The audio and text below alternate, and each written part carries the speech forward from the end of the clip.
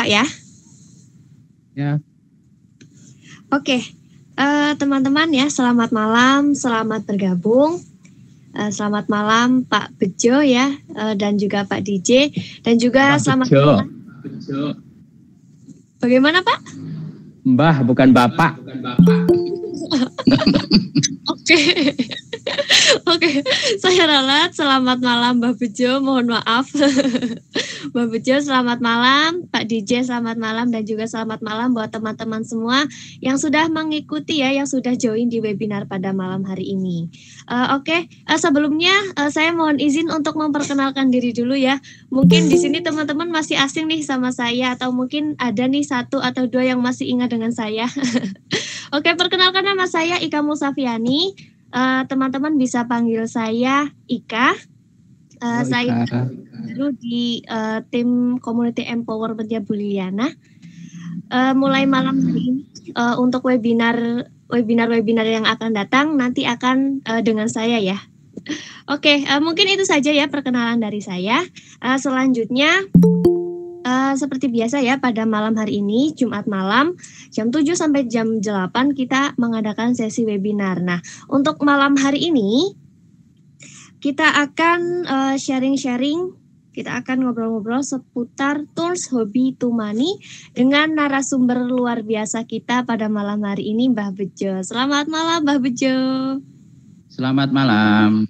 Oke, teman-teman, Mbah Bejo ini adalah seorang praktisi atau aplikator potensial printing, atau bahasa Indonesianya cetak botani, atau yang dikenal luas dengan istilah ekoprint, yaitu satu dari genre seni olah kain yang khusus memproses warna maupun bentuk, khususnya daun tumbuhan ke atas kain.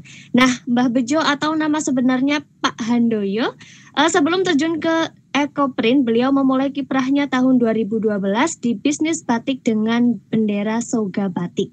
Baik batik tulis maupun batik di atas kayu seperti topeng, kotak perhiasan, cermin, dan lain-lain yang merupakan ciri khas sebuah kawasan bernama Desa Krebet di Kabupaten Bantul yang terkenal. Oke, sebelumnya boleh diperkenalkan dulu Mbah Bejo kepada dari Soga Batik. Silahkan Mbah Bejo. Ya, Assalamualaikum warahmatullahi wabarakatuh. Waalaikumsalam warahmatullahi wabarakatuh. Selamat malam, salam sejahtera kepada kita semua. Terima kasih atas waktu yang diberikan kepada saya, Mbak. Siapa tadi Mbak? Mbak Ika. Telah memberikan kehormatan kepada kami untuk sedikit bercerita tentang apa yang pernah kita lakukan. Kami ya tadi sudah diperkenalkan, nama saya sebenarnya Handoyo, cuman ya teman-teman memanggil Mbah Bejo, nggak tahu dari mana.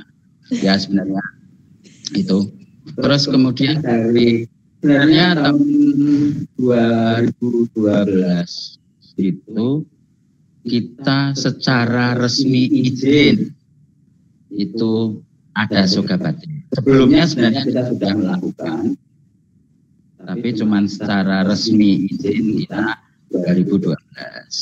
Yaitu kita tinggal di daerah Desa Wisata Krebet, yaitu Sentral Batik Kayu. Batik kayu ini sentralnya di Krebet ini yang memang satu-satunya di Indonesia, bahkan di dunia. Tapi karena kondisi pandemi seperti ini memang kita benar-benar tiarap istilahnya kan. Terus kemudian kalau tentang apa yang kita lakukan yaitu ya mengeksplorasi kayu yang ada di sekitar kita, terus dibatik bisa menjadikan untuk souvenir, untuk home decor dan lain-lain. Perkenalan saya begitu dulu, Mbak. Nanti bisa kita sambung kembali. Itu dia ya teman-teman ya, profil luar biasa dari Soga. Nah, teman-teman semua, bagaimana sih jika teman-teman melakukan suatu pekerjaan yang disukai dan didasari dengan passion? Tentu pekerjaan yang sebenarnya berat untuk dilakukan akan terasa lebih ringan. Karena dengan kita menyukai kegiatan tersebut, kita akan merasa senang dan tidak merasa bosan untuk melakukannya. Nah, jawabannya adalah dengan mengubah hobi dan juga minat teman-teman menjadi sebuah penghasilan.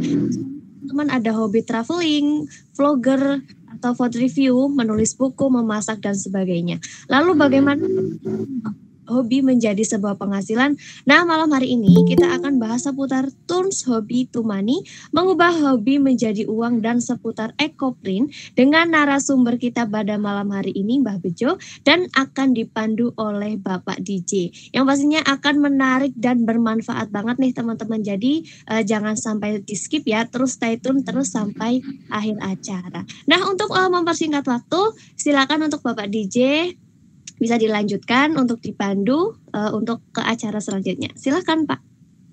Oke, baik. Terima kasih. Selamat malam semua. Perkenalkan, nama saya DJ panggilannya, tapi nama panjangnya Didin Jamaludin. Jadi sudah beberapa kali saya ikut slot, artinya berpartisipasi di Subik webinar ini. Terakhir itu kami memberikan sharing perihal berkebun. Dan kebetulan di sharing berkebun itu adalah temanya khusus tanaman bermanfaat untuk cetak botani gitu. Nah, jadi kebetulan aja kemarin diberikan kesempatan lagi untuk malam ini menyampaikan webinar ya, sepertinya mestakung gitu loh, semesta mendukung. Jadi ya saya minta bantuan Mbah Bejo sebagai praktisi, sebagai bisnismen juga, guru juga, apalah pendekarnya ekoprint mungkin menurut saya. Tapi sebelum kita berlanjut, saya ingin sedikit sharing. Ini kebetulan saya di studionya atau di tokonya Mbah Bejo ini di Soga Batik tuh ya. Saya sedikit house tour. Nah, ini adalah ciri khas batik kayu yang diolah atau diproduksi oleh Soga Batik Mbah Bejo ini. Jadi kalau kalian main ke Jogja, janganlah di Maliobo terus, ya. Hanya setengah jam dari pusat kota itu sudah nyampe di desa Grebet ini, gitu. Hanya di bagian selatan Jogja, ya, seperti ini. Ini memerlukan keahlian khusus memang. Dia dari kayu, kemudian dilukis batik di atas kayu langsung gitu. Soga Batik sendiri sudah 10 tahun ya Mbah ya, kurang lebih ya, menekuni bidang crafting yang sangat khusus ini ya. Sedangkan ini di belakang Mbah Bejo ini adalah ekoprint, ini daun-daun. Ini jejak daun, kalau nggak salah ini jati, ini lanang ya kalau nggak salah, yang kuning. Jadi ini tuh bukan pakai pewarna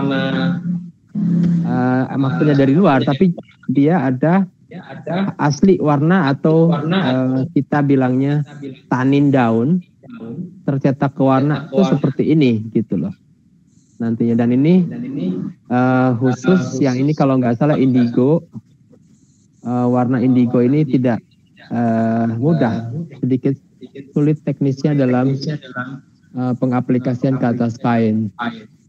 Nanti tanggal 6 Maret kita akan melakukan eco bareng, akhirnya ekoprint bareng di Jogja. Kalau ada itu pas long weekend ya. Jadi kalau teman-teman dari luar kota mau ke Jogja juga nanti di hari terakhir bisa ikutan. Oke, house tournya sudah. Kita kembali ke pokok pembahasan bahwa sebentar, makasih. Ya. Hari ini kita akan membahas tentang botanical print bahasa Inggrisnya, yaitu cetak botani bahasa Indonesianya. Itu salah satu daripada genrenya ekoprint. Ekoprint sendiri itu pengertiannya sangat luas soalnya, dan salah satunya adalah cetak botani gitu. Sedangkan di atasnya ekoprint itu ada seni olah kain gitu ya, salah satunya. Di sini olah kain itu bisa ke lukis kain, kemudian ke batik dan lain sebagainya seperti itu ya. Nah, malam ini kita akan mengupas tuntas, tapi masih dalam level basic, apa itu cetak botani. Nah, kurang lebihnya seperti itu ya. Tapi mungkin sebelum ke sana sedikit lagi preview. Tadi Soga Batik sudah dibilang sama Mbah Bejo bahwa berkiprah mulai 2012, jadi 10 tahun lebih di bidangnya. Batik tulis Mbah ya? Apa batik apa? Batik tulis ya? Pakai pewarna alam dari mulai 2012. Oke. Kemudian digandeng ada namanya Soga warna gitu. Nah, mungkin Mbaknya bisa mulai menampilkan PowerPoint aja kalau bisa dari siap. Ya. Oke. Ini sudah masuk ke sana soalnya. Bantu untuk ini ya, media. Ya, supaya ada visualnya. Oke, jadi karena permintaan pasar yang cukup signifikan dari mulai 2012, orang-orang sudah beralih ke fashion yang boleh dibilang, bukan dibilang smart fashion. Smart fashion itu artinya apa yang kamu pakai, apa yang kamu konsumsi itu berfaedah ataupun sesuai dengan kaidah alam gitu. Jadi back to nature seperti itu. Nah, sedangkan pewarna alam sendiri sebenarnya sangat berlimpah di Indonesia. Boleh saya sharing bahwa dari mulai zaman penjajahan Belanda, jadi sejak zaman VOC zaman dulu, kemudian masuk Portugis. Nah, barang-barang atau pewarna alam Indonesia ini justru diangkut dari kita keluar, gitu loh. Dari terutama kalau nggak salah namanya Simplopos, itu kalau bahasa lokalnya pohon lobak ya Mbak ya, lobak kalau nggak salah. Di daerah itu paling banyak daerah Indonesia Timur, mereka menggunakan sebagai modal untuk tenun kalau nggak salah. Itu ada satu narasi bahwa pada saat Portugis masuk sana itu pohon-pohon itu harus ditebangin gitu loh. Ditebangin supaya habis dan mereka ambil bijinya untuk ditebang di negaranya seperti itu. Itu sangat miris sekali. Dan pada akhirnya kita menjadi importir atau konsumer bahan sintetik terbesar di dunia dari negara di mana kita mengimpor sintetik tersebut malah dilarang gitu. Ini sangat miris banget. Makanya secara pelan-pelan, secara holistik kita akan mudah-mudahan dengan masuknya tren fashion yang baru kembali ke alam ini melalui ekoprint, kita akan kembali lagi menjayakan Indonesia di bidang pewarna alami. Nah, Soga Warna sendiri, boleh Mbak presentasinya dimunculin aja.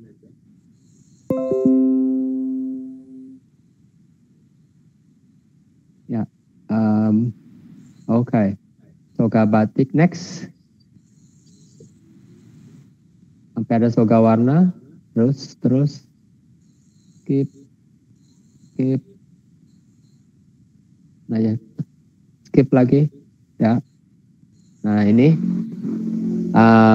Soga Warna ini adalah menjawab kebutuhan atau demand dari pasar terhadap pewarna alam gitu, yang mereka bisa aplikasikan sesuai dengan kebutuhan bisnisnya. Nah, si Soga Warna itu sendiri berpikir bahwa orang ngapain males-males harus merebus bahan baku pewarna alam, harus membeli, mendatangkan dari mana yang jauh gitu. Zaman sekarang kan orang senangnya instan aja gitu loh, kayak makan Indomie, sudah ada bumbunya semua di sana. Jadi Soga Warna ini hadir dengan pewarna yang siap pakai dalam bentuk cairan dari 100% murni pewarna alam gitu.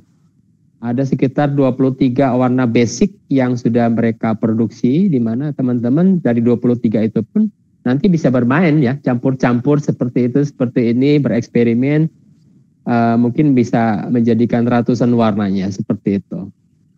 Nah, selain pewarna alam yang sudah dikemas siap pakai, juga Sogawana itu hadir dengan zat lainnya yang membantu ya, seperti mordan dingin, mordan soga untuk membantu pewarna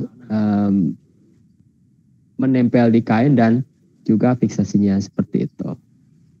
Oke, mungkin sampai di poin ini ada yang mau bertanya, monggo, atau Mbah Bejo mau menambahkan? Oke, saya sedikit menambahkan. Jadi untuk seni olah kain yang disebut ekoprint itu kami mengenal sekitar tahun 2012-13 lah kan gitu. Tapi masuk di Indonesia tahun berapa kami kurang tahu. Itu memang berasal dari luar negeri. Itu. Jadi teknik seni olah kain, teknik ekoprint. Banyak ada batik, ada jembatan, ada apa itu kasiran, ada lukis kain. Nah, ini ada lagi yang disebut ekoprint. Sebenarnya kata ekoprint yang dimaksudkan oleh orang barat itu adalah jadi cetak yang ramah lingkungan. Eko, makanya mereka diberi kata eko. Jadi print, cetak. Jadi sebenarnya bahan alat semua harus ramah lingkungan. Nah, jadi tanpa plastik, tanpa zat kimia, tanpa apapun sebenarnya. Nah, terus kemudian dalam perkembangannya untuk menghasilkan motif daun, bunga, bisa kulit, itu kemudian ada terobosan. Makanya ada yang pakai plastik, pakai pengikat plastik, pakai uret, pakai lakban dan sebagainya. Kemudian dipisahlah istilah itu dengan print, botanical print.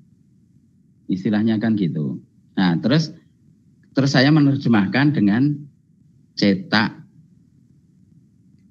botani. Dengar suara saya? Kedengaran. Jadi terus kemudian untuk jadi sebenarnya membuat motif daun, bunga, ataupun kulit pohon pada kain. Intinya sebenarnya di situ. Nah, kemudian bagaimana cara untuk daun bisa keluar pigmen?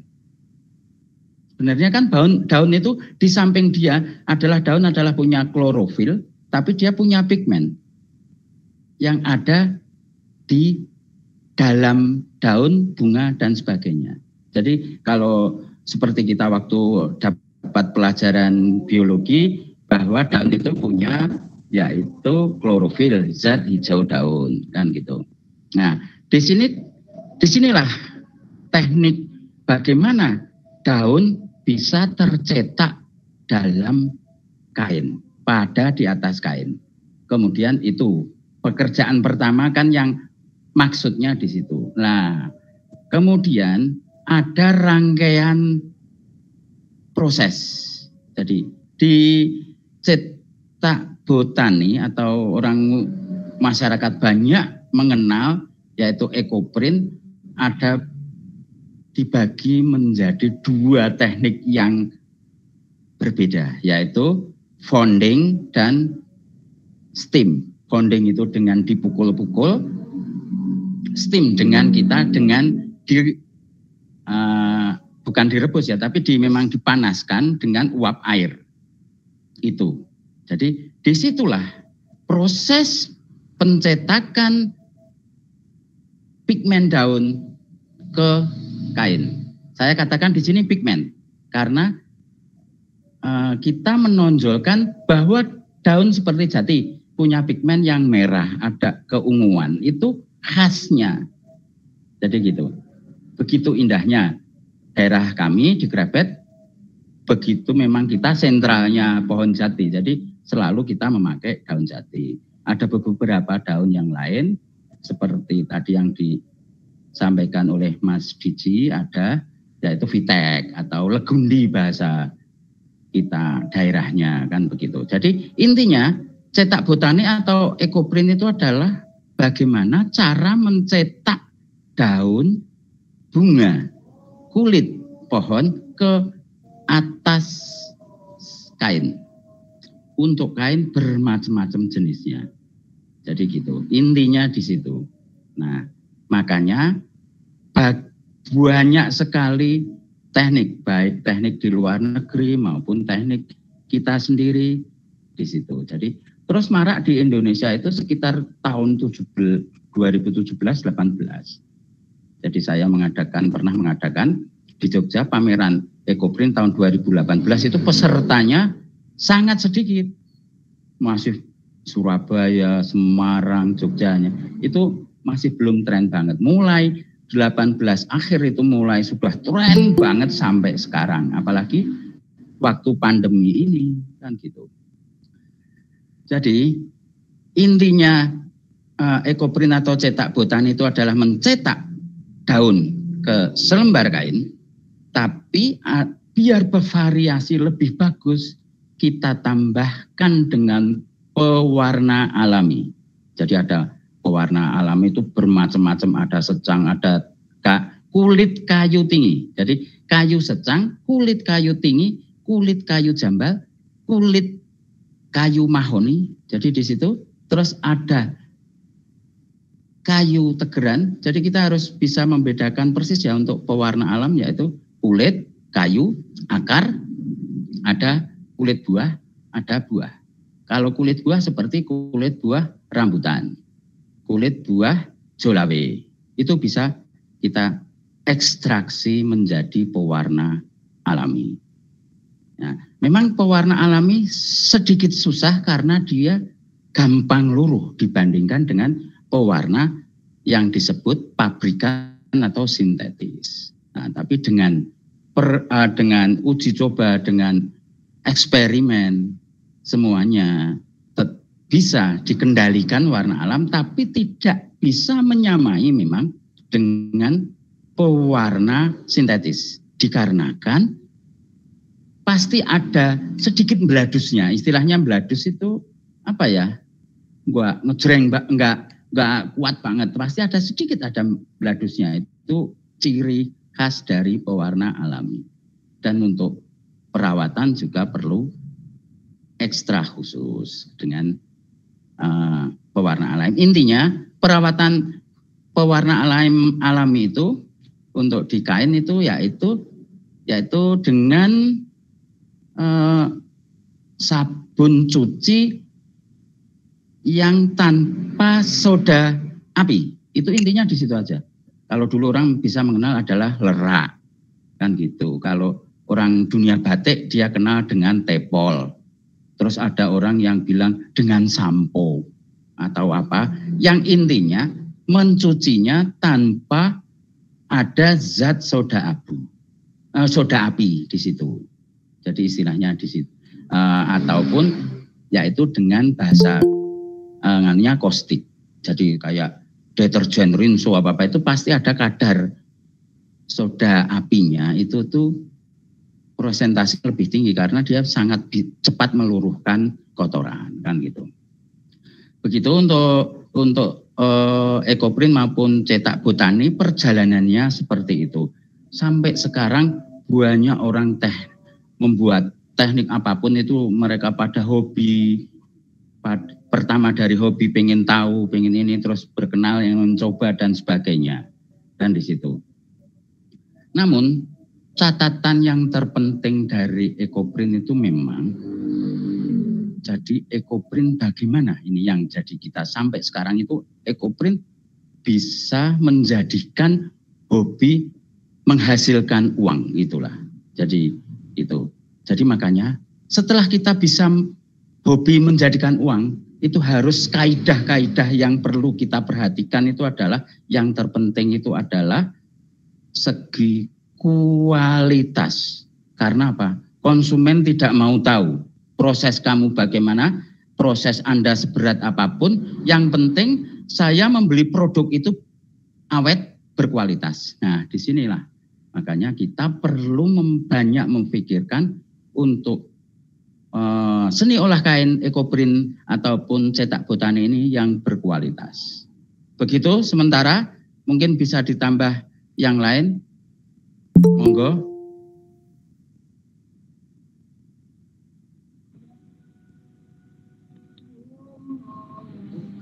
Oke, keren banget nih Mbak Bejo.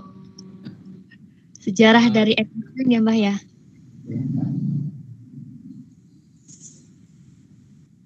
Dari teman-teman partisipan ini, monggo kalau ada yang mau tanya sampai di titik ini. Ya, jangan bertanya, kita ngobrol bareng saja. Ngobrol aja. Saya lihat beberapa teman-teman juga ada pelaku ekoprint ada muncul. Selamat malam semuanya. Ya, jadi apa namanya? Ekoprint itu intinya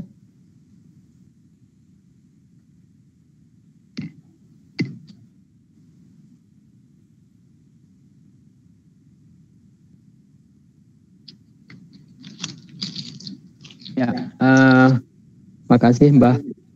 Jadi perlu digarisbawahi bahwa asalnya ekoprint itu bukan asli dari Indonesia, dari luar. Kenapa? Karena di luar tuh nggak ada batik. Betul gitu ya Mbak ya? Di luar itu nggak ada batik, artinya orang memanfaatkan botani, tanaman supaya bisa berkarya. Gitu. Sementara kita kaya dengan budaya batik saat itu, gitu loh. Ya. Tapi gini ya Mas DJ, walaupun datang dari luar negeri, tapi pelaku ekoprint besar di dunia sekarang di Indonesia. Betul, betul, paling banyak di sini. Orang-orang kita yang nggak kalah dengan luar negeri itu. Memang berasal kalau nggak salah dari Indian Prince.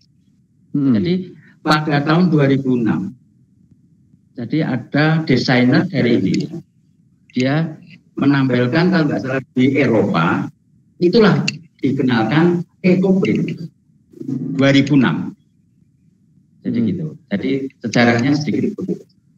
Jadi datang dari luar negeri, tapi kehebatannya orang kita itu terbesar, dan bahkan orang luar negeri banyak memakai produk-produk teman-teman eko. Oke. Artinya harusnya karena kita sudah didahului oleh teknologi atau proses atau teknik membatik nih ya. Karena saat si ekoprint datang belakangan, kita harusnya lebih mudah ya melakukannya. Benar nggak? Iya. Gitu loh. Ya sebenarnya iya. Dan maksudku bisa mengadaptasi atau bisa mengaplikasikan teknik-teknik dari batik ke ekoprint yang kurang lebih sama ya, cuma beda tidak pakai malam aja atau gimana? Persamaan mungkin pakai warna pealaminya. Nah, kenapa di Indonesia lebih banyak berkembang? Karena kan di Indonesia batik warna alami sangat banyak sekali, dan dari simbah-simbah dulu, dari nenek moyang kita sudah memakai pewarna alami. Dan sekarang ekoprint pakai pewarna alami. Jadi makanya kita cepat berkembang di Indonesia. Itu loh maksudnya. Oke. Ya betul. Oke, Mbak bisa dilihat PowerPoint-nya yang mungkin tentang pemilihan kain. Oke, kita akan share lagi ya Pak ya. Ya, satu itu dulu aja. Mungkin sambil kita lihat nunggu screen presentasi Mbak Bejo, kita mulai dari teknik pemilihan kain dulu, atau kain apa sih itu yang masuk dalam kaidah ekoprint ini? Itu kita bicara dulu. Ya, untuk kain itu adalah yang banyak dipakai adalah yang mengandung serat alami. Nah, di sini serat alami itu bisa berbahan alami, bisa dari bahan berbagai macam. Umpamanya katun dari kapas, rayon dari pohon. Yang banyak kalau yang di sementara kayak di Riau ya, itu dia dengan produksi rayon itu dengan bahan utama kayu eukaliptus. Itu bahan rayon. Bisa sutra. Sutra itu tuh. Nah, ini bedanya katun sama sutra. Dia serat tunggal dan ya. Mbak, PowerPoint-nya nomor 11. Coba tampilin dulu. Oke, lanjut, Mbak. Nah, ya. Jadi serat alami inilah yang paling bagus dalam penyerapan warna alam. Kalau di luar banyak ada linen, ada wool, ada macam yang lain. Di Indonesia banyak dikenal adalah sutra. Terus rayon. Kalau orang Malioboro menyebut santung. Nah, kan gitu loh. Ini sebenarnya bahannya rayon. Terus katun, rayon, sutra. Terus bisa juga ini nanas. Ya. Nanas bisa gun. Terus apa itu yang bahan serat rami ya. Nah, lidah mertua itu bisa semua. Nah, kalau seperti halnya itu sebenarnya hampir sama dengan tenun-tenun tradisional dengan yang pewarna. Nah, di sini untuk pemilihan jenis kain sebenarnya harus diperhatikan adalah bahan benar. Kedua, ukuran ketika konstruksi tenun. Nah, di sini ini paling pokok harus diketahui karena untuk bagaimana cara kita mentreatment untuk memberi model kepada nanti ekoprint.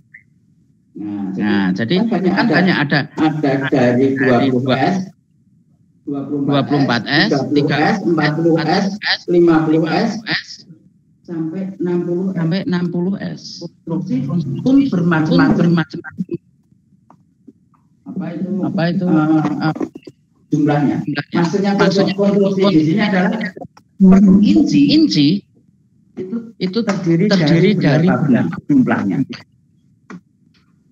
Jadi begitu ya Mas DJ. Jadi harus penguasaan jenis kain wajib diketahui dan dikuasai oleh seorang yang mau melakukan membuat ekoprint. Begitu Mas DJ. Oke. Ya, jadi kalau boleh digarisbawahi bahwa tadi kembali ke kaidah ekoprint bahwa bahan kain salah satunya untuk dipakai ekoprint itu harus berasal dari serat alam, ya. Ada dua jenis, satu adalah selulose ataupun katun kita biasa bilangnya, ya kan? Ya. Juga rayon artinya rayon itu serat alam non katun, betul nggak? Ya, gitu ya. Gini, katun itu berbahan kapas. Ya, betul. Rayon berbahan pohon. Oke. Terus ada terbambu. Ya. Nah, di sini itu dikatakan serat selulosa. Oke, selulose. Ya, nah, ya. Seperti kayak sutra, wool, itu serat. Bambu juga ya. Bambu termasuk selulose. Ya, oke. Nah, kalau wool, apa itu sutra, itu adalah serat dengan protein. Serat tunggal ya. Iya, serat tunggal protein. Oke. Kalau masalah pembuatan bisa menjadi kayak kapas bisa. Terus untuk dijadikan serat tunggal itu tinggal proses pembuatan. Tapi dia menggunakan protein, makanya serat berprotein itu sangat dalam penyerapan warna, baik warna maupun zat warna alami yang gitu. Oke, jadi memang sudah sifatnya serat protein itu mengikat warna dari alam itu ya, warna alam. Iya. Makanya kemudian serat selulosa biar sedikit mendekati protein, ditambah protein. Serat selulosa. Ada yang mungkin teman-teman bisa mengetahui dikasih sule. Susu kedelai. Oke. Nah, jadi serat selulosa berprotein. Maksudnya begitu. Saya lihat itu ada Pak Hari itu ya. Pak Hari Temanggung kalau nggak salah. Selamat malam Pak Hari.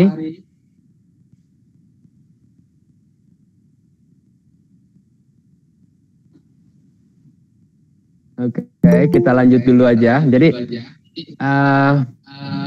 gimana Mbak kalau umpamanya di pasaran juga kadang-kadang suka ada campuran tuh antara serat alam dengan serat sintetis gitu loh, supaya mungkin ada alasan-alasan untuk penyerapan warna dan sebagainya. Itu masih masuk kaidah nggak? Atau kalau cuma persentase seperti itu resikonya? Maksudnya serat alam plus serat sintetis. Ada juga ya kayak seperti itu. Hanya barang tidak pasti disambung gitu. Atau murni 100% sintetis tapi menyerupai sifatnya serat alam, bisa juga seperti itu, ada kan Mbak? Jadi gini, memang karena sintetis itu kan pasti dia sintetis itu bisa dikatakan semi plastik. Jadi dia pori itu kan sangat rapat sekali dengan serat alami. Jadi masuk bisa masuk. Tapi perbedaannya kalau serat alami bisa masuk ke pori-pori paling dalam. Kalau serat sintetis hanya melapisi di luar saja. Oke. Jadi perbedaannya warna alami di situ. Ya. Kalau sintetis numpang hanya menempel tapi tidak kuat. Begitu loh. Jadi kalau serat alami dia menempel otomatis kurang sekali. Nah, di sini punya pekerjaan saya karena dari dulu warna alami berusaha keras bagaimana serat alami itu bisa kuat benar. Ya kan gitu. Hanya satunya yang paling kuat itu adalah pewarna indigo.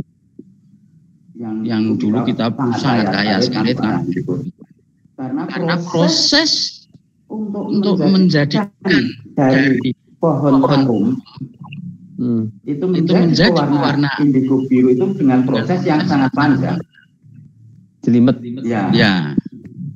Ekstraksinya itu namanya bisa dengan full ekstraksi. Jadi ekstraksi tanpa perubahan. Tapi dia fermentasi. Begitu. Oke. Kembali ke kain ya, kita akan sudahi di kain dulu. Kalau ada teman-teman yang masih mau bertanya boleh diketik atau disampaikan langsung, nggak apa-apa dengan Mbah Bejo. Tapi artinya tadi sudah bilang bahwa kain yang dipakai di Ekoprint itu harus benar 100% adalah berasal dari alam. Kalau memang kita tidak memakai 100% dari alam, artinya ya kita menzolimi. Ya sebenarnya nggak menzolimi. Atau ngomongnya apa ya? Tidak masuk kaidah itulah gitu loh. Maksudnya gini, kita sudah menyebut kata eko. Ya, harus bertanggung jawab. Eko adalah ramah lingkungan. Gitu loh maksudnya. Kalau kita sudah makanya biar agak tidak ramah, kan banyak orang tidak ramah lingkungan dengan pakai plastik dan seperti saya juga pakai plastik. Masih kita nggak bisa. Makanya saya pakai print tanggal. cetak botani. Oke. Nah, Ya. di situ. Kalau viskos bagaimana Mbak? Ada lagi apa? Sebentar, coba dimunculin pertanyaannya. Nah, viskos itu ada dua, Mas.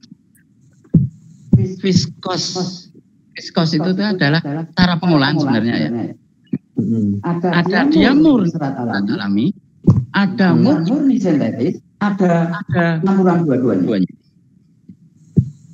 Jadi viskos itu sebenarnya ada yang sintetis ada, yang serat alami ada, terus apa campuran ada. Nah makanya terkadang kita itu kesulitan kita membeli kain di toko. Pedagangnya enggak apa ya, kurang paham tentang pokoknya saya jual primissima. Ya. Terus kode ini atau mungkin primissima gamelan kan gitu loh. Ya. Coba mungkin bisa ditanya. Ini benangnya berapa? Instruksinya berapa? Nah, kadang tidak ini perbedaannya. Jadi saya beli kain di Bandung itu beda sekali. Kalau pedagang di Bandung dia paham, gitu loh. Ini dia pakai apa, konstruksinya berapa, benangnya sekian, tahu.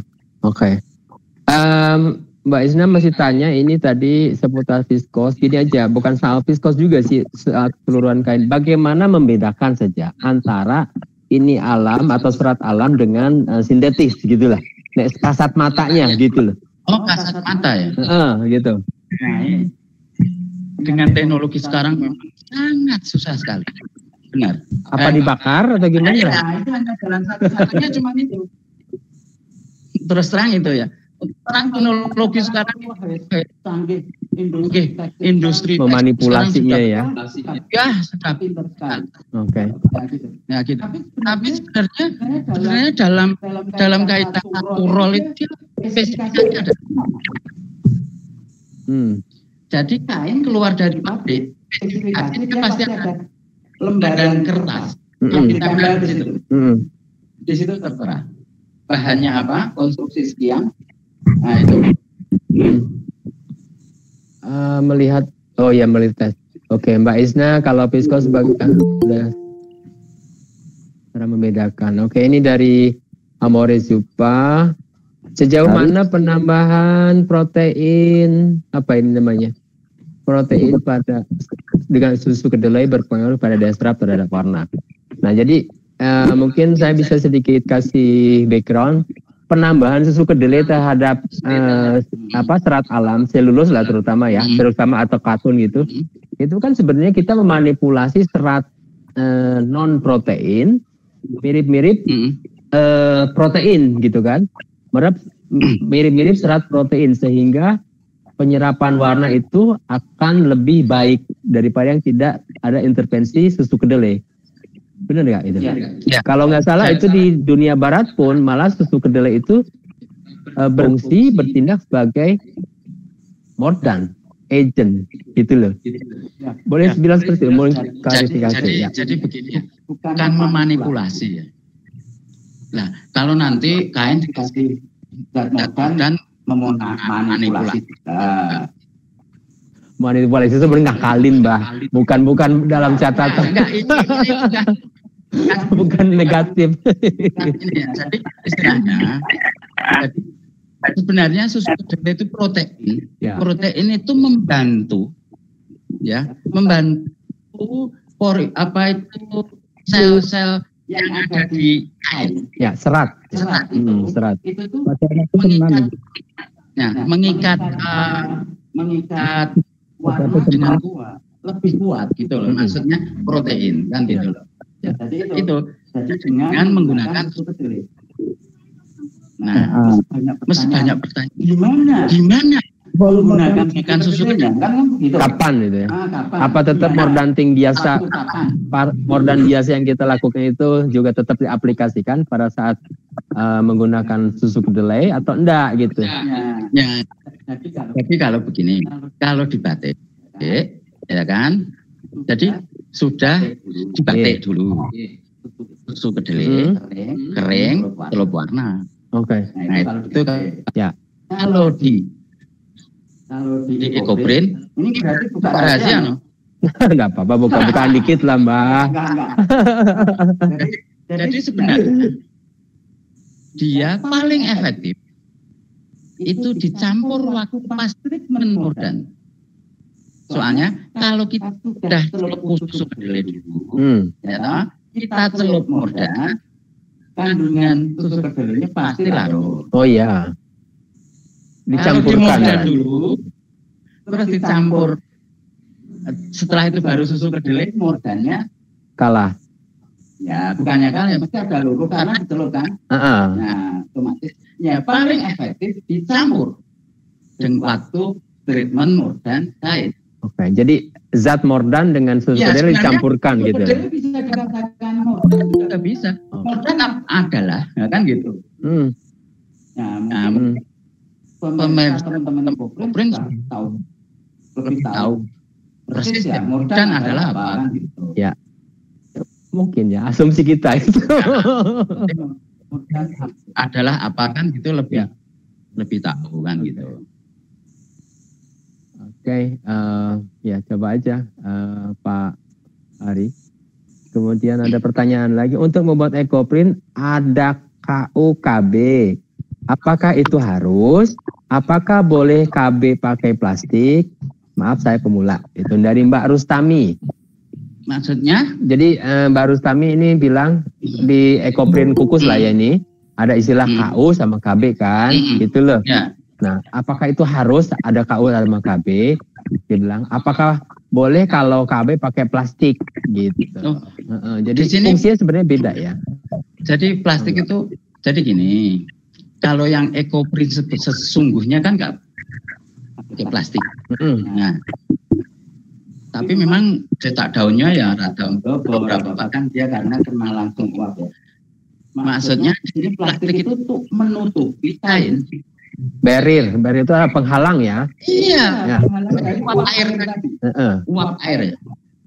Nah, sebenarnya ya proses Ekoprint itu ya ilmunya itu harus menguasai kain, menguasai Mordan, menguasai zat warna, menguasai tumbuhan, menguasai steam. Jadi steam itu tidak sekedar steam. Enggak hanya apa air pun harus dikuasai. Tuh. Jadi gitu loh maksudnya. Tahapnya banyak. Jadi bisa Ekoprint tanpa KB. Yang dimaksud KU itu yang dimaksud secara umum KU itu adalah kain yang akan ditempel dan menghasilkan warna yang bagus. Warna daun. KU itu adalah kain utama ya singkatannya, di mana daun itu akan tercetak di kain tersebut. Ya. Umpamanya tidak pakai blanket boleh. Tapi putih. Jadi gini, ada yang putih. Kalau kita mau putih saja tak apa-apa. Kalau berwarna, kain KU-nya diwarna, ditempel daun tanpa blanket. Pertanyaannya bisa pigmen daun menembus warna tersebut.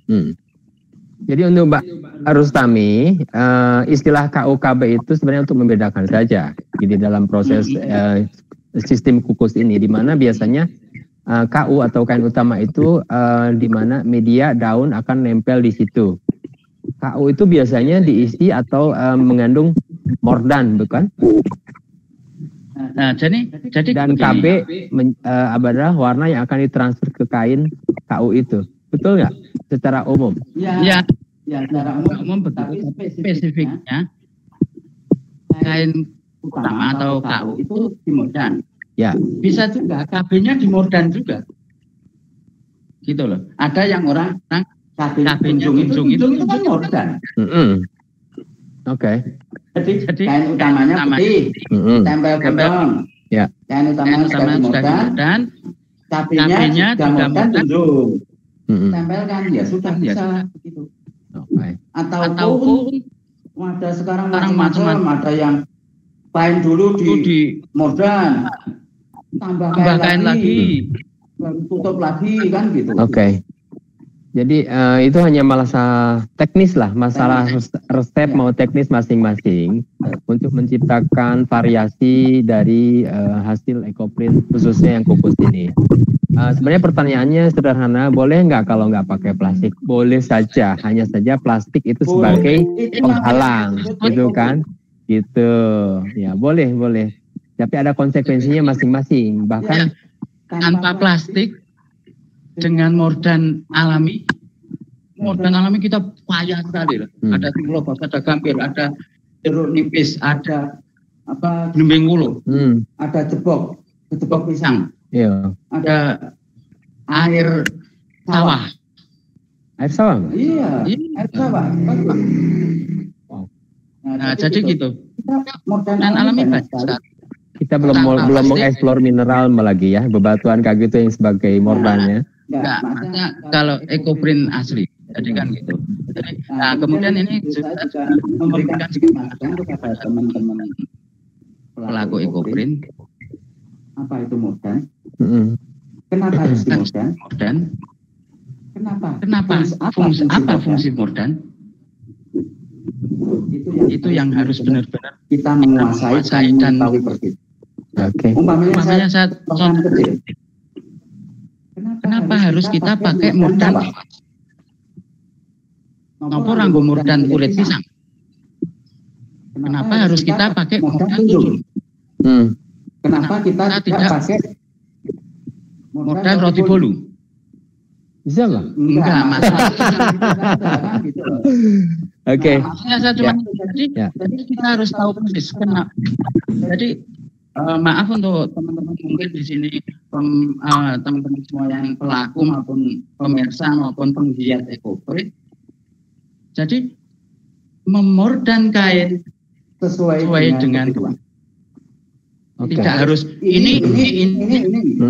Nah, kan. Ya, ini Mbak Isna Rifana ada pertanyaan kembali.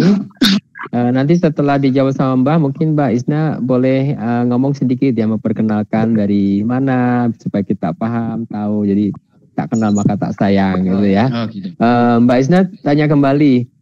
Rayon tadi kan terbuat dari kulit pohon. Oke lah, anggap seperti itu kan. Kulit pohon ataupun kayu yang dibubur gitu kan. Itu bisa.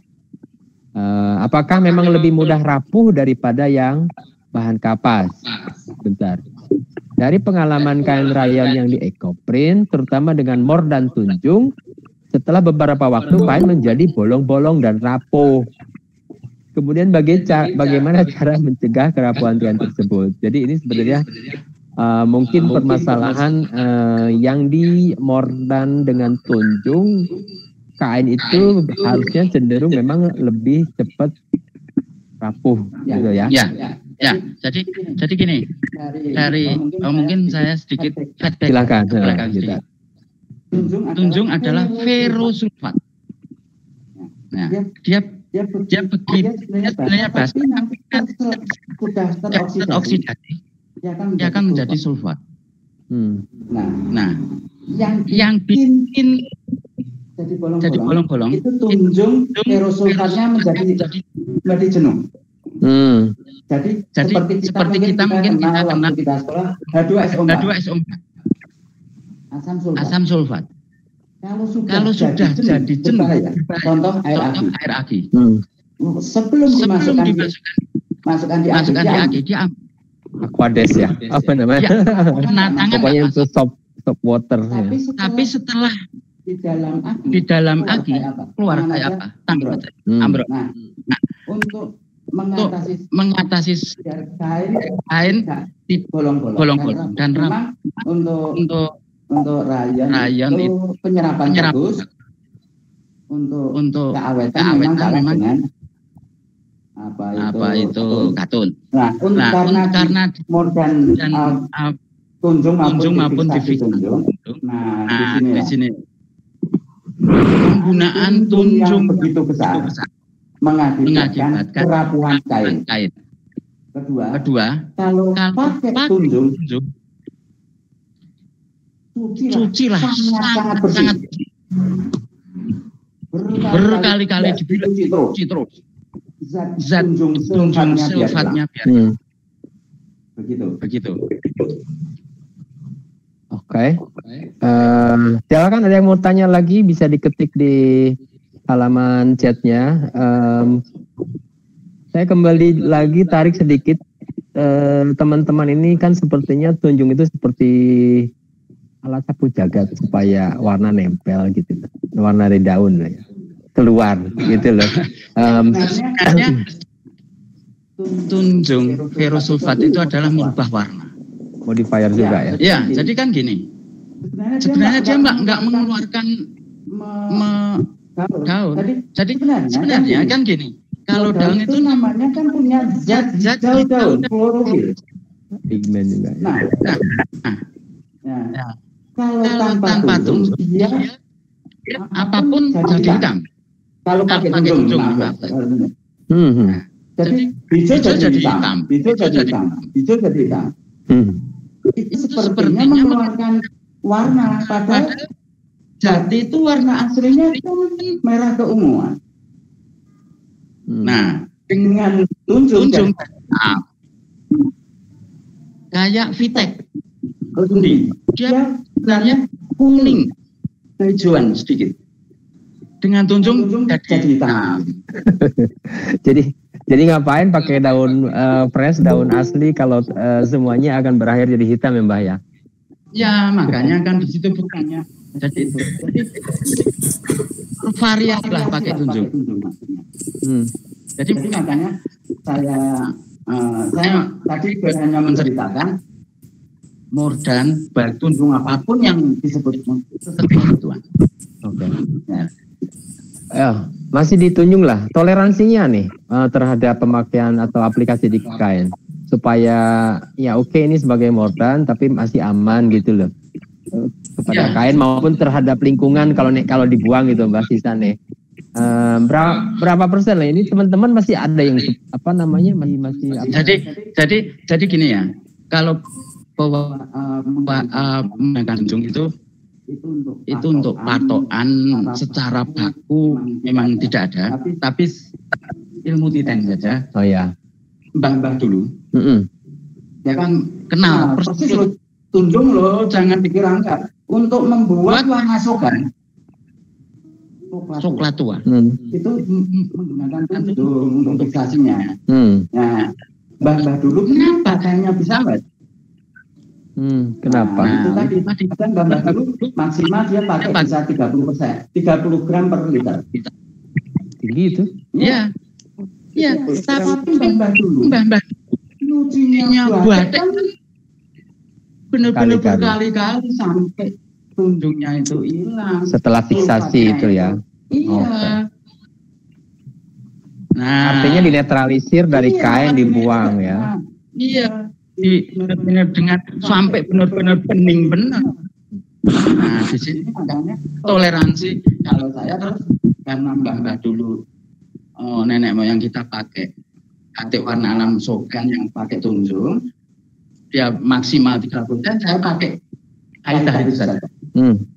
Kalau saya itu 30% itu sudah luar biasa. Oke. Ya. Amannya 10 lah. Iya. Ada nggak alternatif lain untuk menggantikan tunjung gitu? Tapi sifatnya sama dengan tunjung, gitu. Umpamanya kita ngekum 3 karat. Oke. Nah, terus kemudian kita yang mengandung ferro lah, ya, tapi masih friendly sifatnya ya, masih. Terus air sawah yang itu bisa. Yang kuning itu Mbak, kalau di sawah itu. Maksudnya. Tapi itu kan kurang praktis. Betul, tapi sangat alami. Nah, seandainya ini apa ya? Bukan rahasia sebenarnya. Merendam besi karat sama air tidak mungkin bisa bersatu, pasti karatnya di atas. Betul. Nah, jadi makanya harus ada pencampurnya, emulsinya. Katalisnya ya, anunya. Bukan katalis ya. Penyampurnya lah. Ya. Jadi boleh pakai. Kalau saya ilmu saya itu bahan yang paling yang kita dengan satu tetes apa ya sunlight Iya. Bisa campur cepat. Ya itu menarik Air juga. Bisa campur. Betul. Jadi sebenarnya deterjen cuci piring itu kan untuk melarutkan zat-zat kotoran seperti itu ya, atau gimana? Banyak. Ini hanya satu tetes, jangan banyak malah zat-zat yang ada. Ini menarik, pemakaian seperti sunlight itu ya. Karena saya juga pernah mengekstrak namanya kusumba itu loh, ya. Merah itu. Ternyata kusumba itu lebih baik di pers begitu, press itu loh, supaya bijinya bisa ditanam kembali, jangan digodok. Artinya toh. Nah di press, jadi ada kandungan zat bixin namanya, di mana itu akan keluar jika ditetesi sunlight tersebut. Tapi kembali dinetralkan pakai minyak gitu loh. Jadi bixin itu akan keluar dengan minyak goreng biasa. Ya, kurang lebih seperti itu. Kita remes-remes gitu, akan keluar warnanya oranye gitu, kemerahan. Kemudian pokoknya ada zat bixin itu kalau nggak salah. Tapi kan nggak bisa. Jadi kembali ditetesi dengan si sunlight ini supaya dia nyampur. Nah, ini menarik. Ini menarik. Mungkin extracting pewarna kita akan bicara di kemudian hari. Ini sebenarnya sudah jam 8 teman-teman dan masih di sesi basic. Ini nggak mungkin selesai 2 jam. Gimana dari Subi masih mau dilanjut aja dulu? Ini peserta ada 44 lebih, ya, berapa orang? Silakan dari peserta yang hadir online mau bertanya, boleh di voice out pakai mikrofon supaya terdengar semua atau ditulis. Betul. Memang ini bahasanya cukup, harusnya basic botanical print loh. Kita dalam banget ya. Yang nggak apa-apa itu soalnya pasti berhubungan. Betul. Ya basicnya ya tadi istilahnya kain, tempel daun, keluar pigmen daun, itu basic. Silakan ada yang mau bertanya kembali? Karena kalau kita lanjut dengan PowerPoint itu nggak bakalan nunut waktunya terlalu panjang. Jadi artinya dari EcoPrint sendiri ada dua cara yang kita pahami bersama, yang biasa dikukus atau diponding di Indonesia. Padahal ada juga yang digodok loh. Ya, digodok Itulah, juga. Digodok. Jadi saya sudah coba yang digodok, itu juga memang tinggal selera. Itu masalah teknis itu kan sangat dinamis ya.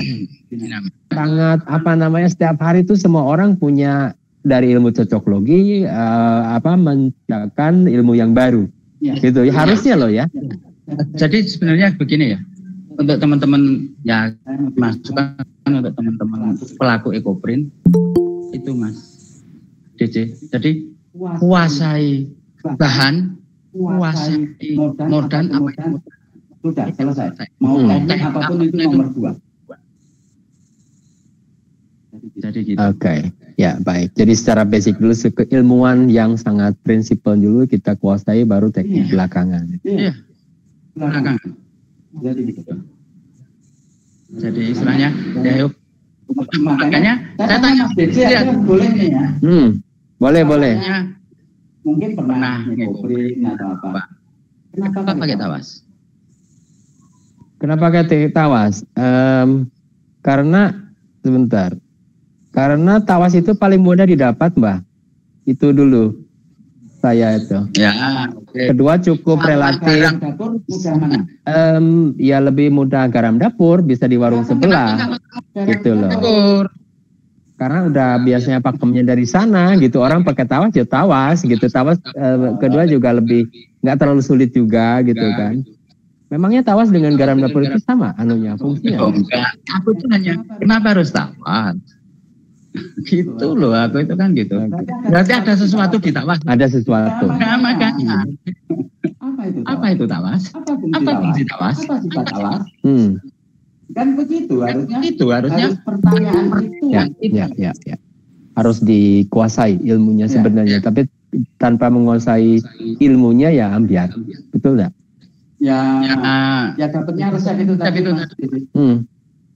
Maksudnya kalau resep itu sebenarnya kan gampang fotokopi, gampang download dari internet, gitu loh ya. Itu sesuatu yang mudah gitu loh. Itu kan resep itu sudah jadi. Artinya resep orang lain kita boleh ikut mencoba resep tersebut, gitu kan. Cuma mau sejauh mana gitu resep itu kita ikuti, cocok nggak dengan kita, mudah nggak barangnya didapat gitu loh. Artinya cocok-cocokan dimudahkan. Jadi gitu, jadi pengen dikasih resep gitu, jane Mas. Oke, ada yang mau bertanya lagi silakan. Kita masih punya waktu 15 menit. Pak Hari. Ya, monggo. Pak Hari. Silakan memperkenalkan diri, sharing-sharing sedikit lah Pak. Jadi di sesi webinar ini tidak ada ini loh istilahnya. I am not teacher, you are not student, gitu kan? Kita duduk sama-sama, gitu loh. Kita bincang kok, bukan presentasi apa-apa, tapi cuman pengalaman. Ya, ini kangen teman-teman silaturahmi di Vakum ini. Monggo, mungkin Pak Hari bisa sedikit sharing kenapa terjun di dunia ekoprint sebagai pebisnis, gitu umpamanya. Apakah di situ cukup untuk beli Pajero tiap tahun, Pak?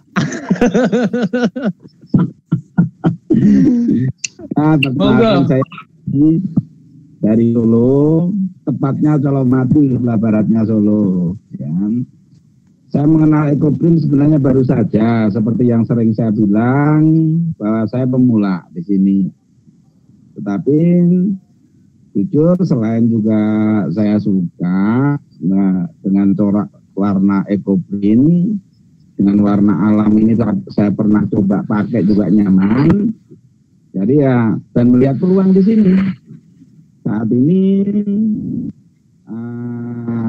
baru istilahnya ngetren lah orang kembali ke alam ya.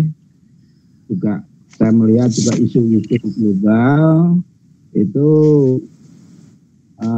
mulai ada larangan untuk bahan sintetis di beberapa negara. Jadi peluang untuk ekoprint ini sangatlah besar. Ya alhamdulillah saya juga sudah pernah dapat pesanan dari luar negeri nih. Jadi sinkron apa yang saya yakini dengan kenyataan yang saya alami sekarang gitu. Untuk masalah tekniknya, jujur saya sangat minim sekali informasi tentang tekstil, bahkan tentang ekoprint itu baru belajar dan sedikit pengetahuan tentang itu. Tapi saya aplikasikan, alhamdulillah cukup lumayan sih. Begitu Mas DJ, pengalaman saya beberapa bulan, baru 3 bulan saya menggeluti ekoprint. Nggak apa-apa. Terima Ini kasih. aja tip. Bagaimana tipnya Pak Hari kepada teman-teman yang punya antusias, yang baru mau belajar atau sudah mau belajar, sangkan dari antusias ini dari hobi menjadikan sesuatu yang kita bisa jual, menambah pundi-pundi keluarga. Tantangannya di mana? Kalau saya tahan karakter saya sendiri yang jelas. Saya tiru-tiru Haskar siapapun. Jadi kalau Mas DJ perhatikan Haskar saya mungkin ya elek dewe lah. Tapi ya itulah ciri khas saya gitu loh. Ciri khas mempunyai pasar tersendiri. Banyak ada yang suka juga gitu loh. Dan alhamdulillah sampai hari ini selalu kehabisan stok.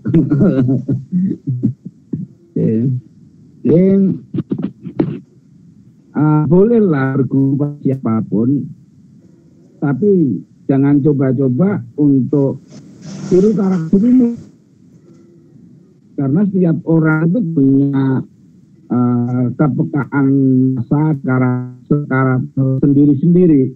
Kalau dipaksakan contoh si enggak bisa. Itu.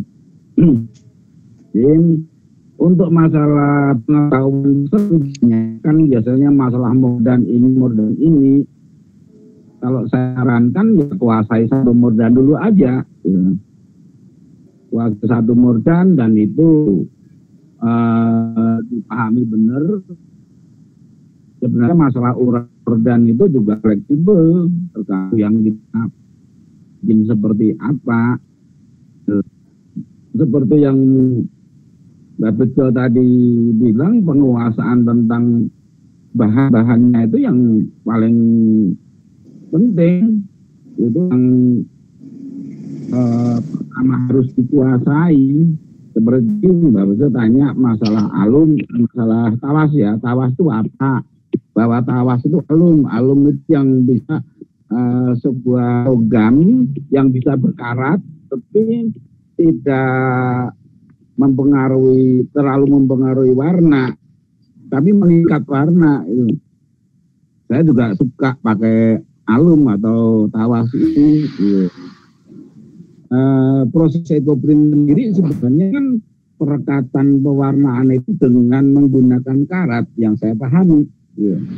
Makanya bukan pakai besi atau ferro atau tawas alum. Jadi ya setelah memahami itu saya rasa lebih mudah di ekoprinter terutama yang mula itu untuk mengaplikasikan step-step dari ekoprint gitu Mas DJ. Masukan dari saya yang masih awam di ekoprint. Ya. Oke Pak Hari, terima kasih banyak input dan komennya yang cukup signifikan didengar teman-teman semua. Kayaknya sesi ini kita akan bikin sesi sendiri ya tiap minggu di luar daripada Subik, mungkin untuk bicara bincang-bincang aja lah. Gitu kayaknya enak kalau silaturahmi meskipun di online gini kita ngomong-ngomong masalah yang cukup krusial gitu loh.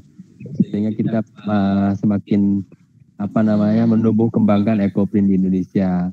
Mungkin Mbak Bejo ada sedikit masukan atau tambahan terhadap Pak Hari statementnya atau ya. Monggo. Ya. Oke, untuk Mas Hari kayaknya kita pernah bertemu ya Mas Hari. Pernah diskusi sangat panjang Mbak Bejo. Habis jadi pendapat di WF-nya pewarnaan itu.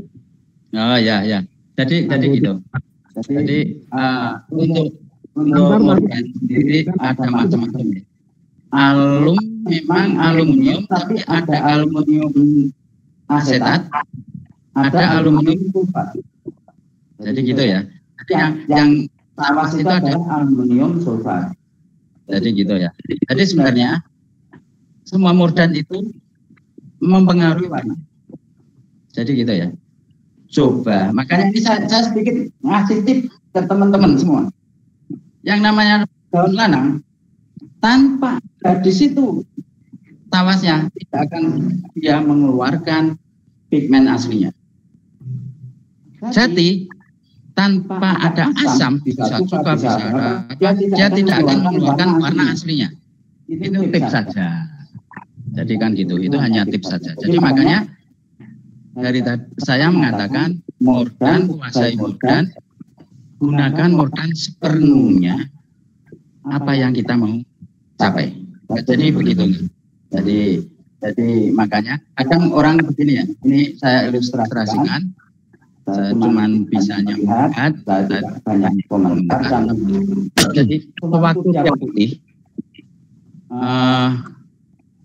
daun bisa keluar semua. Seperti mungkin genir keluar, daging keluar, keluar. Tapi begitu ketemu warna, mereka hilang semua. Nah, di sini ayo teman-teman sama-sama belajar. Jadi memang untuk mengeluarkan pigmen daun warna kuat kerjaan tersendiri. Jadi begitu Mas Didi dari teman-teman semua memberikan statement juga pengalaman. Sebentar, Mbak. Tadi Mbak bilang contohnya daun kenikir.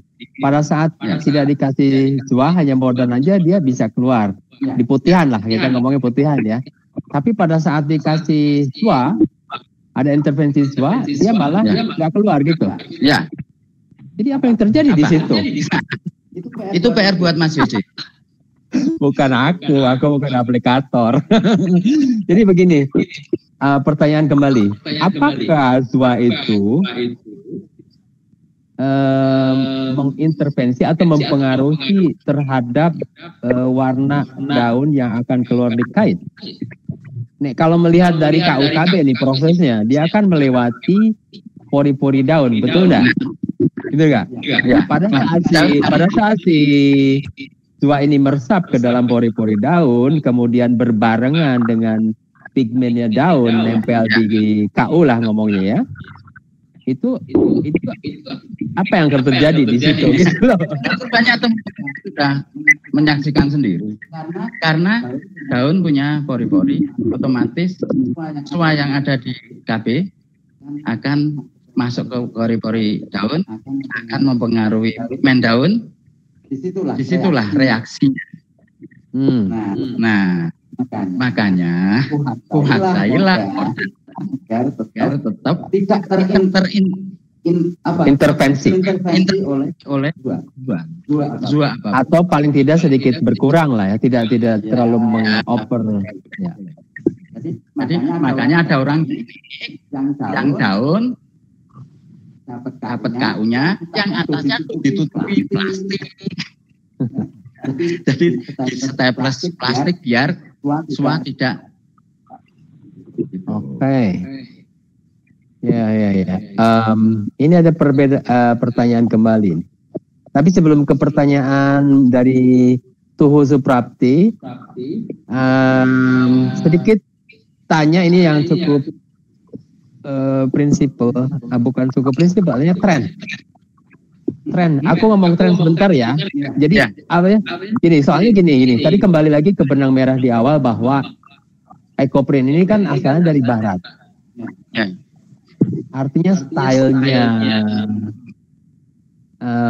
warnanya, patternnya itu kan tidak mungkin sama dengan seleranya orang sini, gitu loh.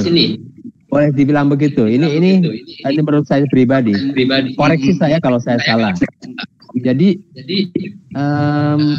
haskar atau karya-karya ekoprint seperti apa yang disukai pasar Indonesia secara umum gitu. Ya. Oh, ini pertanyaan ke saya? Iya. Gitu. Jadi gini, ini pengalaman saya tentang pewarna alamin baik batik pun baik ekoprint. Jadi kalau kita mau masuk pasar mereka dengan catatan dia trading orang barat yang akan dijual kembali, tidak cuma dipakai. Jadi orang luar negeri istilahnya pulaan ke kita. Oh enggak, yang saya tanyakan sebenarnya pembelinya orang Indonesia dan dipakai sama orang Indonesia. Mereka sukanya yang seperti apa? Bukan. Tapi maksudnya kayak begini pertanyaan tadi, karena kan ini budaya orang barat tadinya nih ya. Kita budaya orang barat, jadi kita punya batik yang bisa diaplikasikan atau disesuaikan dengan budaya batik kita di sini, gitu loh. Nah jelas stylenya pun, seleranya pun pasti akan berbeda. Yang saya tanyakan sebenarnya selera pasar Indonesia saat ini untuk ekoprint itu, ekoprint hasil karyanya seperti apa gitu loh. Oh iya. Entah itu ini warna apa gitu. Itu berdasarkan pengalaman saja ya Mas DJ. Ini berdasarkan prosentase. Jadi pangsa pasar prosentase tertinggi sekitar 95% orang timur, orang timur lah kita. Hampir sama dengan kita Malaysia, Cina dan sebagainya, orang selatan bagian timur ini lebih familiar dengan warna. Itu yang 95%. Yang 5% ada khusus. Gitu. itu kalau dalam negeri.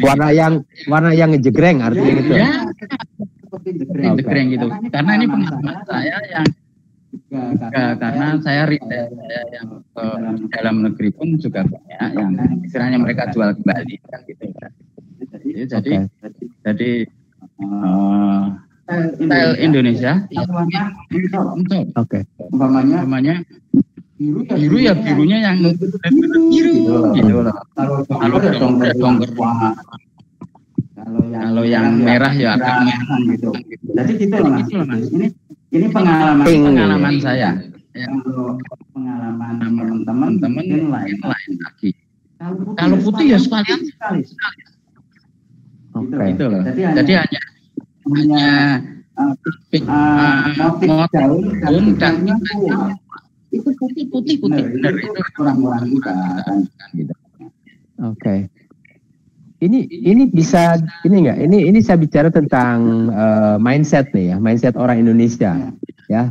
Di mana mak itu kalau ke Jogja kan belanjanya daster di Malioboro dengan warna sintetik yang jreng gitu dengan daun-daun yang gleber.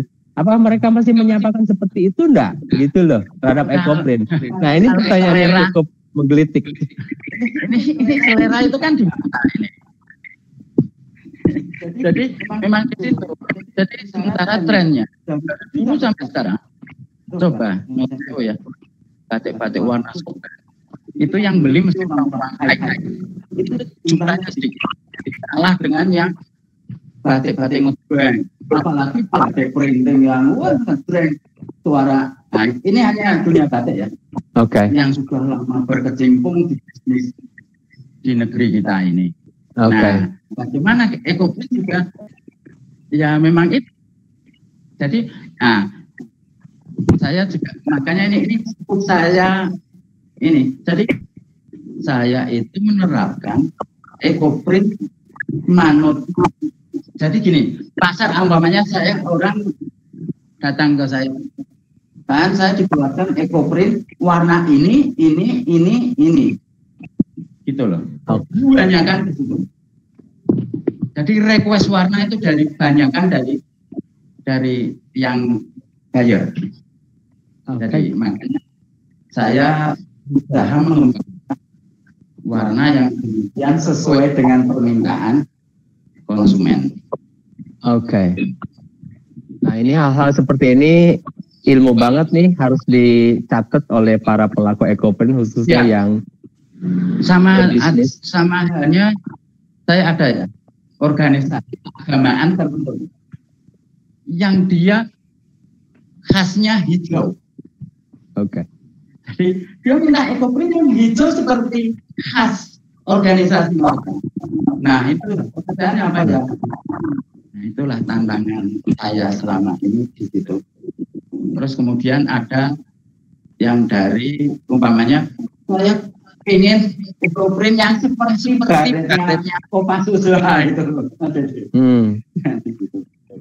Ini menarik sekali. Gini, seperti dua sisi belah belati, ya. Sementara ekoprint itu dikategorikan sebagai hasil karya seni, bukan seperti batik cetak biasa, ya. Gitu nih, teman-teman. Setuju dengan bahwa ekoprint ini sebenarnya lebih naik kelas. Ya, gitu. Hasil karya seni seorang artisan, ya.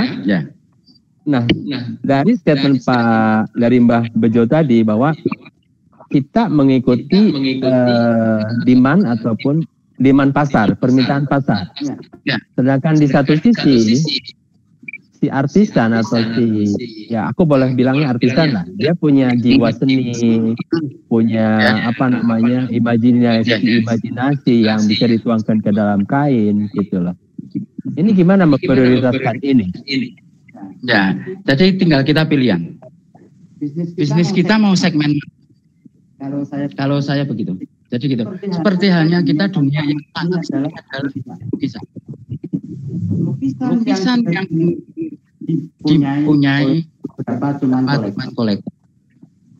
Lukisan yang beredar luas lukisan itu loh Mas. Jadi kita mau hobi jadi uang tadi, kita mau membidik segmen pasar yang mana. Oke. Jadi gitu. Jadi kita mau segmen pasar yang mana. Oke. Artinya kita kalau melihat dari sisi bisnis nih ya. Kita harus lebih mengerucut kembali kan. Mengerucutkan kembali produk kita itu disukainya oleh siapa. Pasti nanti ketemu ya. Iya. Kita fokus aja dengan market ini ya, dengan market gaya kita. Ya. Makanya style kita itu harus. Jadi gini, nggak usah jadi teman-teman semua. Ini pengalaman saya yang belum lama ya menekuni bidang itu baru 2 tahun lah. Jadi itu kita punya karakter kuat, punya kualitas yang kita tahu segmen itu macam-macam, kita segmen mana. Repotnya orang ya pengen bagus tapi kualitas bagus lagi semuanya aja. Jadi gitu. Ada rata-rata harga murah menghilangkan kualitas. Nah, gitu. Jadi ya pintar-pintar kita lah. Oke. Jadi cobalah kita mengerucut kembali nih ya, bahwa kita akan lebih fokus terhadap segmentasi market yang menyukai hasar kita ya. Nah, kemudian kita fokusnya di situ. Jadi artinya nggak usah terlalu kemana-mana ya, gitu loh. Kita fokus dengan ciri khas kita. Pertanyaannya, apakah semua orang punya ciri khas masing-masing? Gitu lah. Bagaimana untuk supaya kita punya ciri khas tersendiri sehingga nih kalau beli EcoPrint ini pasti buatannya Pak Hari nih, buatannya Mbah Bejo nih, gitu loh. Ya itu belum bisa kalau itu untuk ciri khas masing-masing, itu nanti cuma di level tertentu saja. Tidak seperti pure lukisan, karena di sini karena bahan utama untuk daun kan hampir sama ya di sana. Jadi di sana pohon anang kan. Ya, stylenya biasanya itu di penataan biasanya orang bisa meraba-raba kan gitu loh. Seperti hanya lukisan goresan seperti ini itu lukis ini kan gitu. Jadi gini itu terlalu jauh. Jadi yang paling ya untuk teman-teman ya sepertinya dulu pemasaran pertama teman-teman kita kolega kan gitu. Kalau ya jadi sebenarnya untuk pemasaran saya sebenarnya saya itu menumpang kepada buyer saya lama. Oke. Mereka dulu dodolan ini batik rada sepi, dodolan kopi. Oke. Begitu cuman. Jadi gitu. Oke. Artinya kita harus juga bisa memanfaatkan teman ya. Berkolaborasi lah bahasanya marketingnya. Soalnya nih dilakukan sendiri itu saat ini kan sulit ya harusnya gitu lah. Artinya kalau kita bekerja sama dengan orang lain, terutama di bidang pemasaran, di bidang produksi gitu kan, itu akan lebih memudahkan kita. Ya, jadi kan ini karena baru trennya. Tidak sebenarnya lebih bagus saya itu sebenarnya teman-teman semua ya untuk nanti bisa saya berharap itu kompak ya. Jadi gini, kalau batik kan banyak ya. Umpamanya ada toko batik A, dia disokong oleh pengrajin mungkin puluhan kan gitu. Kayak contoh mungkin teman-teman atau Mas Diki tahu Hamzah. Hamzah batik. Nah, Hamzah batik penyuplainya banyak sekali. Nah, Mas Diki punya toko yang Malioboro khusus EcoPrint. Oke. Itu membantu teman-teman EcoPrinter semua itu. Ayo, Mas Didi mau bikin toko di Ecoprint di Malioboro gitu. Nah, umpamanya. Oke, baik. Ya, baik teman-teman, ini kelihatannya sudah setengah jam daripada waktu yang ditentukan oleh Subbe Antik. Ada beberapa pertanyaan yang mungkin tidak bisa kita jawab saat ini, tapi akan menjadi PR kita untuk kita lakukan webinar kembali. Nanti kita akan jawab di sana. Saya akan screenshot dulu. Ini ada pertanyaan dari Tuh Suprapti, apa beda modern AA dan modern AF? Nanti kita catat dulu, nggak jawab saat ini ya. Kemudian dari tapi boleh itu Mas Dede. Ya. Hanya orang tertentu. Nah, makanya saya tadi tolong diperhatikan. Kuasai apa itu? AA itu adalah aluminium. Saya masih ingat tadi statement Pak Hari bahwa kuasai dulu lah satu modern, gitu loh. Kalau kuasai satu modern dulu supaya dia bisa. Belum tentu daun itu bisa muncul dengan satu modern itu loh Mas Dede ya. Oh maaf, ini lebih ke teknis masalah. Tapi bolehlah. Yang paling utama ini masukan dari teman-teman semua. Kalau sudah mengetahui ini, dicobalah satu-satu. Memang reposo. Ya. Jadi gitu. Eksplorasi. Saya dulu kemarin mengadakan bukan pelatihan ya, sama eksplorasi warna. Menjadi nama warna. Sebenarnya teman-teman bisa eksplorasi jauh. Saya akan berkendara. Ya. Oke. Ya. Pak Hari juga di sini kembali membuat komen atau masukan bahwa eksplor dedaunan asli Indonesia. Keanekaragaman botanik kita paling hebat di dunia. Maksudnya ini betul. Malah eksplor daun-daun yang sekitar rumah kita dulu aja. Soalnya endemi di sekitar Bantul mungkin beda dengan di Jawa Timur atau di Sumatera gitu ya, yang akan menjadi ciri khas daripada Ecoprint kita. Saya setuju dengan Pak Hari. Kemudian dari Mbak Edita Rianti, apa yang membedakan pewarna soga batik dengan pewarna alam lainnya Pak? Karena maksudnya mungkin dengan produk lain ya. Karena bila melihat pewarna dari soga batik, warna yang dihasilkan lebih terlihat terang. Nah, pewarna terang tidak selalu pakai tunjung lah. Intinya di situ. Coba teman-teman memakai modern non tunjung. Insya Allah warna bisa terang. Nah, ya maaf itu jam terbang juga Mas. Saya mempelajari warna lama rahasia perusahaan ya. Tapi mungkin nanti mau sharing kembali. Jadi istilahnya gitu dari saya teringat loh Mas, saya untuk bisa mengeksplorasi secang. Warna secang biar stabil, biar merahnya bagus. Itu hampir 2 tahun. Saya mempelajari secang. Secang mana yang terbagus, ini yang terbagus itu 2 tahun. Saya indigo itu 3 tahun Mas. Kilo bulanan. Yang pasti ini ya Pak, apa namanya Mbah, bahwa kita eksplorasi saja, gitu ya. Kalau tanpa praktek pun kita nggak bakalan tahu ini intervensinya dengan apa, akan timbul warna seperti apa, gitu kan.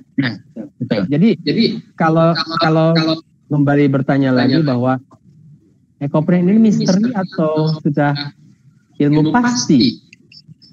Kalau cetak daunnya itu memang misteri Mas. Kan soalnya gini loh, satu pohon jati umpamanya, daun ini bisa beda Mas. Itu kalau warna. Oke. Jadi daun tercetak nanti begini kita tidak bisa mendeteksi secara langsung. Tapi kalau pohon nanti akan jadinya warna ini. Kita sudah bisa memprediksikan 80% minimum lah ya. Ya bisa. Makanya saya pernah memberikan sedikit tips Ekoprin perlu infrastruktur peralatan yang memadai. Jikalau ada alat yang deteksi nanti daun warnanya apa akan saya beli dan itu tidak akan beli lagi. Nah, ini pun menjadi PR untuk para. Jadi karena saya tidak mendeteksi warna yang keluar. Butuh alat juga. Jadi artinya begini, kita bekerja itu dengan dua hal. Satu SOP, betul? Ya, betul. Yang kedua adalah alat. Ya, toh? Tanpa kedua itu, mungkin kita menghasilkan sebuah produk yang baik. Gitu ya. Betul. Oke, catat ya teman-teman semua. Jadi ada SOP yang memang kita sudah. SOP itu begini loh. SOP itu dibuat dan hanya bisa terjadi kalau sudah di tes dulu, betul nggak? Iya, ya. Jadi makanya untuk teman-teman begitu kita mau explore atau percuk ekoprin, saya ini hasilnya akan begini. Saya rubah ini hasilnya. Jadi itu tadi buku primbon. Ya memang semua orang harusnya punya namanya black book alias primbon itu. Kita melakukan sebuah eksperimen, kita akan catat sehingga besok-besok kalau kita akan mengulangi warna ataupun pattern yang sama, kita kembali ke buku tersebut ya. Nggak bisa ngawang-ngawang setiap hari. Ya. Makanya selalu tak saya bikin warna sekian, color meternya saya akan tutup terus. Nanti akan menghasilkan seperti ini. Begitu color meter saya 8 yang saya potongkan, saya akan 8. Jadi makanya saya ikut satu secampur bisa menjadikan beberapa warna tonase. Itu butuh alat yang namanya color meter, Mas. Alat kelembapan. Jadi artinya daripada repot-repot mendingan beli aja di Soga Warna ya. Jangan terus gitu. Oke. Yang paling minim lah kalau seorang ekoprinter itu ingin mengekstrak warna sendiri nih ya. Yang paling minim peralatannya apa? Yang paling minim artinya ini. Nih kalau aku menggodok kayu mahoni umpamanya, ya, supaya membuat kepekatan yang standar untuk warna mahoni, itu harus bahannya seperti apa, kualitasnya mungkin, kemudian perbandingan bahan baku dengan airnya seperti apa. Ini orang masih belum punya kepastian juga sebenarnya. Makanya dicatat ya. Saya dulu sebelum punya color meter, saya umpamanya warna mahoni. 10 liter tak jadikan 8 liter, hanya punya kain kita celupkan warna ini, kita simpan. 10 liter jadi 8 seperti ini. Nanti tak jadikan liter, tak seperti ini. Dicatat. Agak rumit, Mas. Oke. Baik, kita akan tutup aja. Kalau enggak itu akan kemana-mana. Tapi ini ada satu pertanyaan, satu aja tolong dijawab sebelum kita tutup ya. Dari Umu Hasan Fadila. Salam kenal dari Medan Pak, Horas. Bagaimana dengan air kelapa? Bisakah sebagai mordan? Yang kedua, sekarang ini banyak peredaran. Tadi yang pertama ya. Yang pertama adalah bagaimana dengan air kelapa, apakah bisa dipakai sebagai mordan? Yang kedua, sekarang ini banyak peredaran mordan singkat.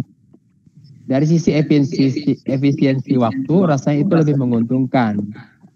Idealnya berapa lama waktu terbaik mordan ting? Terima kasih. Berapa lama, Pak? Berapa lama ngemordan itu maksudnya? Durasinya waktu mordan. Nah, air kelapa. Jawab dulu yang air kelapa itu apakah sebagai mordan atau bukan? Mohon difermentasi dulu. Fermentasi dulu. Ya, dia mineral air kelapa biar keluar. Dan kemudian setelah air kelapa itu nanti akan difermentasi menjadi asam. Di pH-nya asam. Bagus. Kalau air kelapa kurang karena dia masih kandungan airnya, mineralnya belum muncul. Nah, kan gitu. Jadi makanya bagusnya difermentasi. Banyak cara fermentasi. Mas DJ pernah juga punya apalah itu banyak itu. Ya. Nah itu yang pernah cerita ke saya. Kombucha atau terus fermentasi didiamkan, pendem itu juga bisa. Jadi ini catatan pengalaman saya. Beberapa yang harus difermentasi kelapa. Kan gitu. Bagus supaya perasaan juga bagus. Nah, jangan cuma ciu aja ya, maaf ya. yang itu bisa buat modal. Gitu. Terus kemudian tentang durasi. Nah, untuk makanya kuasailah kain tadi. Ada kain yang cepat meresap. Ada yang lama. Maksudnya kalau modal harus sekian. Lihat dulu kain apa dulu. Tanda kainnya baju atau tanpas yang tebal. Modalnya lebih lama. Dia meresapnya itu lama. Oke, baik Mbak. Terima kasih banyak. Kita akhiri saja sesi webinar kali ini. Sudah hampir 2 jam. Ini lebih durasi daripada yang disediakan oleh Subiantik. Terima kasih semua teman-teman yang sudah partisipasi di sini. Kalau ada pertanyaan-pertanyaan silakan nanti diadreskan ke saya. Bisa di grup WhatsApp-nya Pak Hari ataupun di Facebook grup juga. Dan terima kasih kepada Subiantik yang sudah memfasilitasi webinar ini. Kita akan akhiri saja sesi webinar kali ini. Semoga menjadi catatan teman-teman yang pemula maupun yang sudah manula untuk bisa menyikapi opportunity maupun kesempatan EcoPrint ini menjadikan sebuah hobi menjadi money seperti itu. Baik, selamat malam semua. Selamat malam. Sampai ketemu. Terima kasih banyak. Terima kasih banyak kepada Pak DJ ya yang malam hari ini sudah membantu saya ya untuk dipandu dalam sesi webinar kali ini. Ini luar biasa banget ya, karena kita ternyata punya 3 narasumber sekaligus nih dari Pak DJ, Mbak Bejo dan juga tadi ada Pak Hari ya. Luar biasa sekali. Terima kasih banyak nih Bapak-bapak, Masya Allah malam hari ini. Dan tadi kita sudah membahas seputar sejarah, kaidah dan pengelolaan dari EcoPrint ya, yang mana dari pembahasan yang tadi itu ternyata masih basicnya ya teman-teman. Itu masih basicnya saja sudah luar biasa sekali ya. Dari pemilihan kainnya, lalu pewarnanya dan sebagainya, itu luar biasa banget. Dan ini juga menjadi salah satu contoh ya teman-teman ya, mengubah hobi menjadi uang ya teman-teman. Salah satunya tadi dari testimoninya Pak Kari ya, beliau menekuni EcoPrint karena berawal dari hobi. Ini luar biasa banget nih teman-teman. Oke, ini tak terasa ya kita sudah 1 jam ya sharing, kita sudah luar biasa banget, ilmunya sangat bermanfaat sekali. Kita masih ada 1 sesi lagi besok ya, Mbak Bejo, masih ada sesi besok. Mungkin kalau teman-teman ini belum pertanyaan ya yang belum terjawab, itu kita masih ada 1 sesi lagi besok di telewebinar di Telegram ya, via Telegram di jam 10 sampai jam 11 siang. Jadi teman-teman jangan sampai ketinggalan ya. Oke, mungkin itu saja ya. Sekali lagi saya ucapkan ada Mbak Jo. Terima kasih kepada Pak DJ juga malam hari ini untuk ilmu dan wawasannya. Kita masih berjumpa besok lagi ya.